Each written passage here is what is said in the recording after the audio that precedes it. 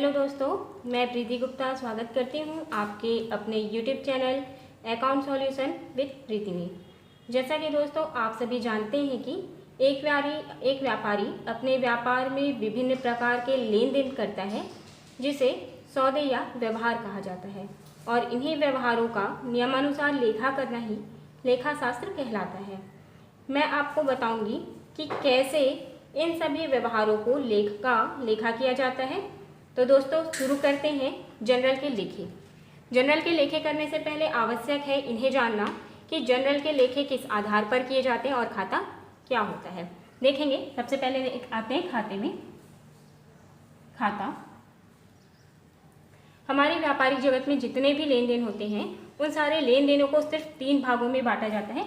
इस तरह से आप जानते हैं कि आपको खाते के कितने प्रकार बताए गए हैं, 3। ठीक है, सबसे पहला होता है व्यक्तिगत खाता, दूसरा होता है आपका वस्तुगत खाता, और तीसरा अंतिम होता है नाम मात्र खाता।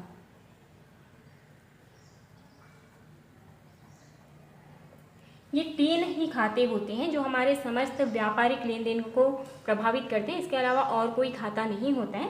तो सबसे पहले जानते हैं व्यक्तिगत खाता क्या होता है।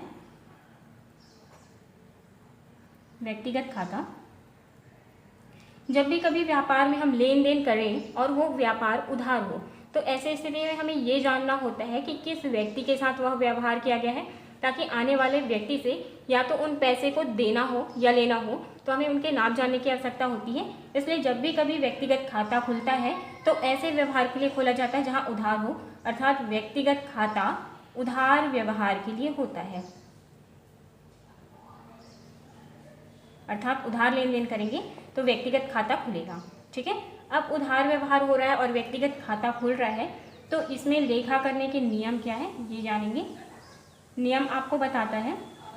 अब व्यक्ति का सबसे पहले स्वभाव क्या होता है, स्वभाव देखते हैं। तो स्वभाव होता है लेन देन करना। तो ऐसे स्थिति में स्वभाव में क्या होता है, लेना।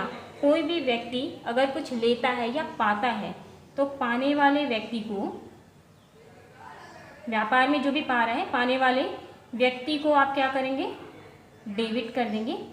और अगर कोई व्यक्ति जस्ट उल्टा काम कर रहा है, मतलब देने वाला है, तो देने वाले व्यक्ति को आप क्रेडिट कहते हैं, मतलब वो क्रेडिट हो रहा है।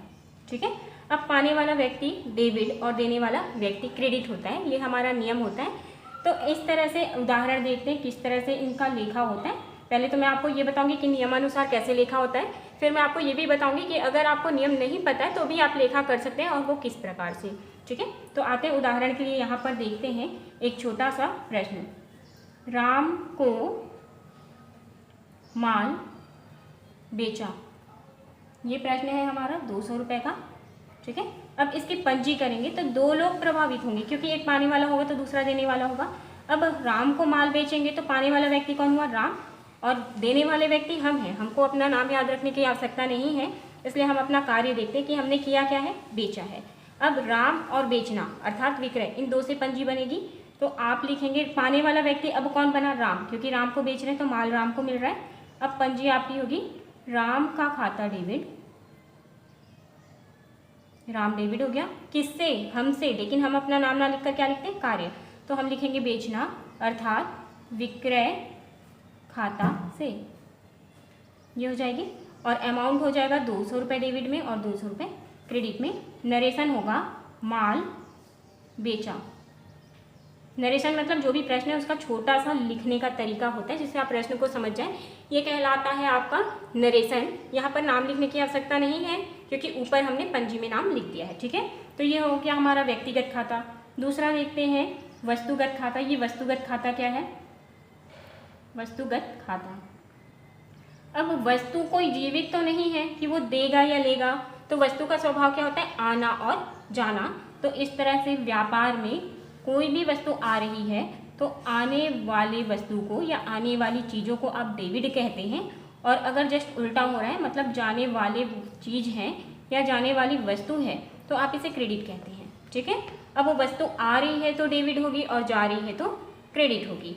इसके लिए एक उदाहरण पहले तो इसका उदाहरण देखते हैं, ठीक है। नाम मात्र खाते में आपका नियम अलग होता है, व्यक्तिगत में अलग होता है, उसी तरह वस्तुगत में अलग होता है। मैंने बताया व्यक्तिगत क्या होता है, हमेशा उधार होता है, लेकिन वस्तुगत क्या है, ये नगद भी हो सकता है और उधार भी। तो यहाँ मैं लिख देती हूँ, ये होता है नगद और उधार। मतलब आप सामान नगद भी खरीद सकते हैं और उधार भी खरीद सकते हैं, इसमें कोई पाबंदी नहीं है। लेकिन आपने कौन सा चीज़ खरीदा या कौन सा चीज़ बेचा, उसका लेखा किया जाएगा, जिससे वस्तु पर प्रभाव पड़ेगा। अब देखते हैं इसके एक छोटे से उदाहरण, और उदाहरण में मैं यहाँ पर लिखती हूँ फर्नीचर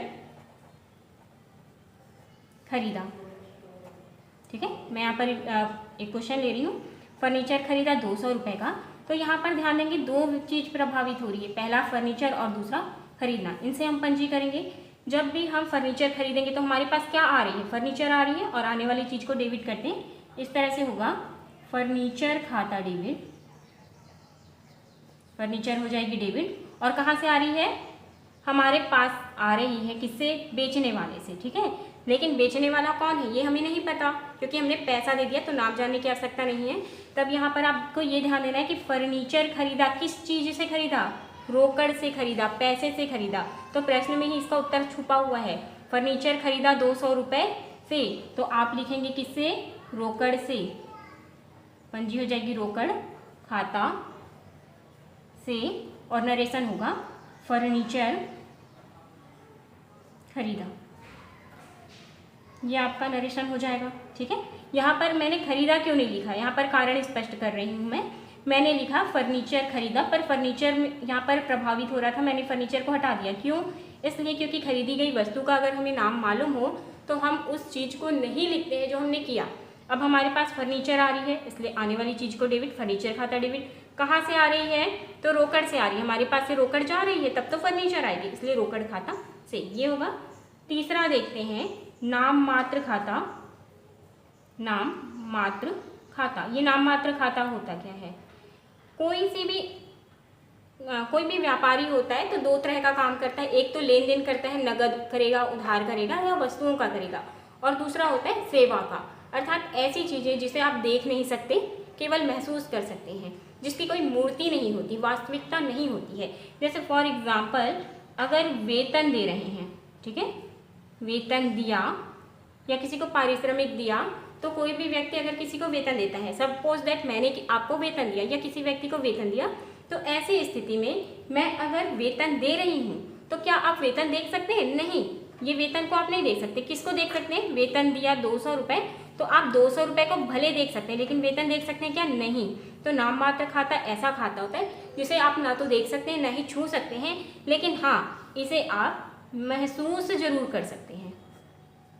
फीलिंग होती है कि हाँ हमने वेतन दिया, मतलब आप दे रहे हैं पैसे, लेकिन आपको लगता है हाँ मैंने वेतन दे दिया, बट वेतन आप देख नहीं सकते, इसलिए इसे क्या कहते हैं, नाम मात्र की चीज़ें, कहने मात्र की चीज़ें। तो ये जो होता है, जो चीज़ें आप देख नहीं सकते, वो ना तो आता है ना जाता है, वो एक तरह से व्यापार के लिए लाभ हानि या आय व्यय की श्रेणी में आता है।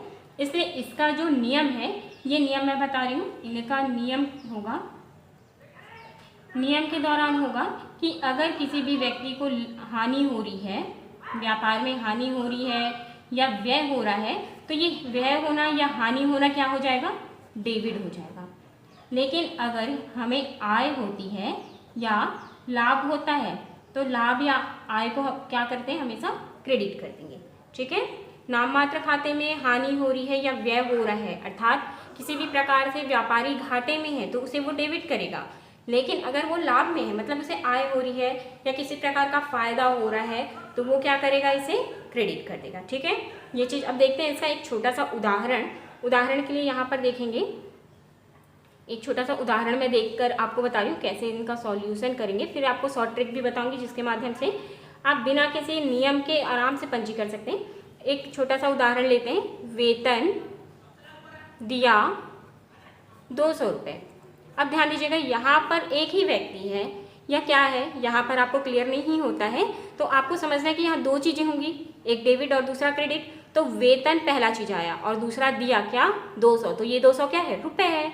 तो दो चीज़ प्रभावित होगी, एक तो वेतन प्रभावित होगा और दूसरा रुपए मतलब रोकड़ प्रभावित होगा, ठीक है।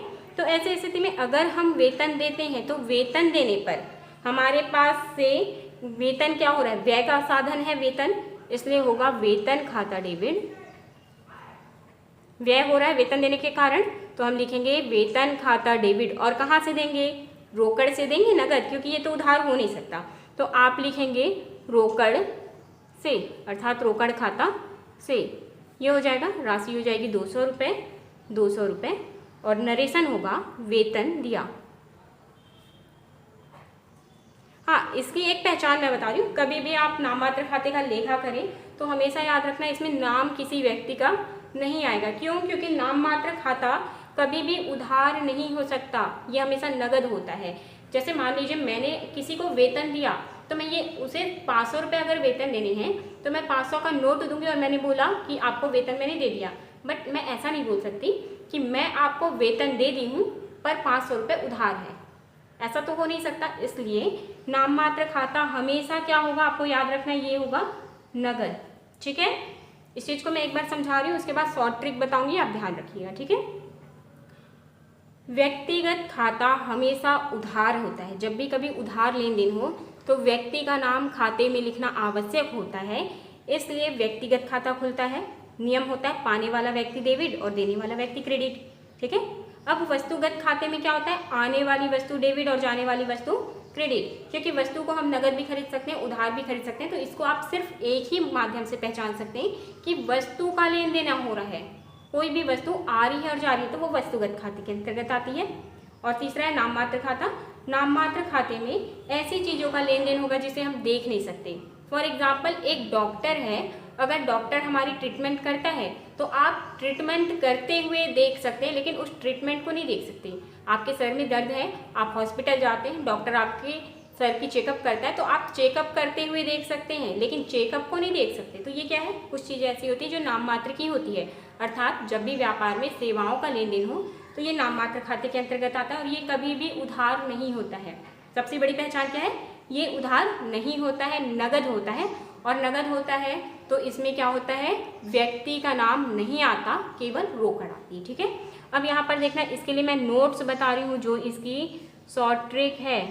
अब आप ध्यान दीजिएगा, अगर आप भूल चुके हैं इनके नियम और आपको करनी है पंजी, तो आपको याद रखना है कि अगर आप व्यक्तिगत खाता खोलें, ठीक है, अगर आप व्यक्तिगत खाता खोलते हैं या वस्तुगत खाता खोलते हैं तो दोनों का नियम एक ही होता है।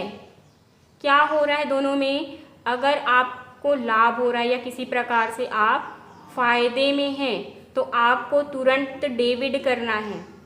जैसे आप पाने वाले हैं, यहाँ पर ध्यान दीजिएगा, आप पाने वाले हैं तो आपको फ़ायदा हो रहा है।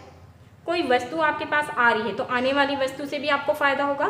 तो दोनों ही नियम में क्या करना है, अगर आपको मिल रहा है, ऐसा लग रहा है कि हाँ आप फ़ायदे में हैं, तो उस चीज़ को आप तुरंत डेबिट कर दीजिए। ठीक है, लेकिन अगर आपको लग रहा है कि आप दे रहे हैं, आपके पास आप क्या है, देने वाले व्यक्ति हैं या आपके पास से कोई वस्तु जा रही है, तो वस्तुगत में क्या हो जाएगा वो, या व्यक्तिगत में क्या होगा, दोनों में ही अगर हानि हो रही है या जा नहीं रहा है बल्कि घाटा हो रहा है आपको, तो आप ये मान लीजिए कि उसे क्रेडिट करना है। ठीक है, ये आपका पहला और दूसरा दोनों नियम में काम आएगा, व्यक्तिगत हो या वस्तुगत।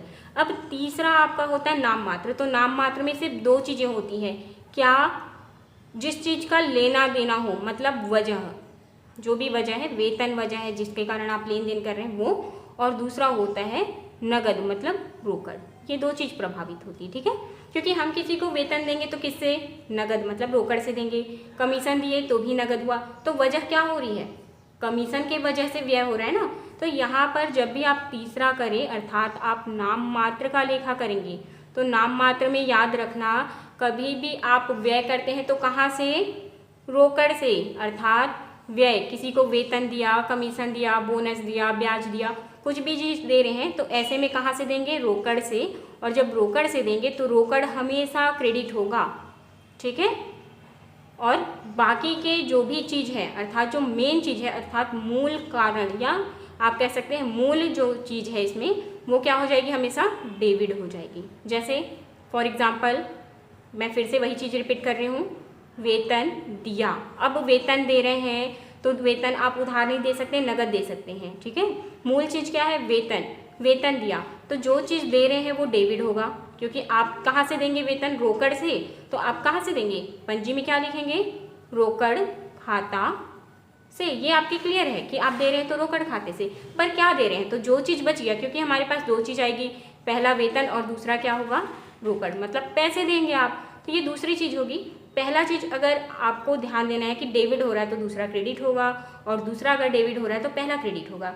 ऐसे में रोकड़ से दे रहे हैं, वेतन कहाँ से दे रहे हैं, रोकड़ से दे रहे हैं, तो अगर आप रोकड़ से देंगे तो क्या होगा, वेतन डेबिट हो जाएगा, क्योंकि रोकड़ से, क्रेडिट में मैंने लिख दिया, डेबिट में नहीं लिखा, तो मैं क्या लिखूंगी, वेतन खाता डेबिट, और पंजी हो जाएगी वेतन खाता डेबिट रोकड़ से। आप इसे कह भी सकते हैं, मैंने वेतन रोकड़ से दिया, तो इस तरह से बोलचाल की भाषा में भी आप पंजी कह सकते हैं।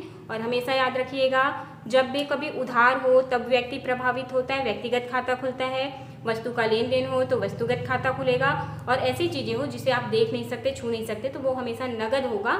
और वस्तु के साथ साथ, अर्थात जो चीज़ देना लेना हो रहा है, उन सेवाओं के साथ साथ रोकड़ पर प्रभाव पड़ता है, तो इस तरह से सेवाएं और रोकड़ दो चीज़ें प्रभावित होती है। क्लियर हुआ? तो इसी तरह के मेरे अन्य वीडियो में बने रहने के लिए, आगे के लेखांकन को समझने के लिए कि किस प्रकार से कोई व्यापारी लेखा करता है, इसके लिए आप हमेशा हमारे व्यापार के इस चैनल के साथ बने रहें। आपका अपना चैनल जिसमें आप बहुत सारे लेखांकन सीखेंगे। अगर आप चाहते हैं कि आप भी लेखांकन में मास्टर बने, तो मेरे साथ इसी तरह आप अन्य वीडियो में भी जुड़ें। अच्छा, अगर मेरा वीडियो आपको अच्छा लगे तो लाइक और सब्सक्राइब अवश्य करें। सामने एक बेल आइकन होगा, इन्हें दबाएं, जिससे मेरे सारे लेटेस्ट वीडियो आपको समय से मिलते रहें और आप बहुत जल्द मास्टर बन जाए, खासकर लेखा शास्त्र में। धन्यवाद आप सभी का।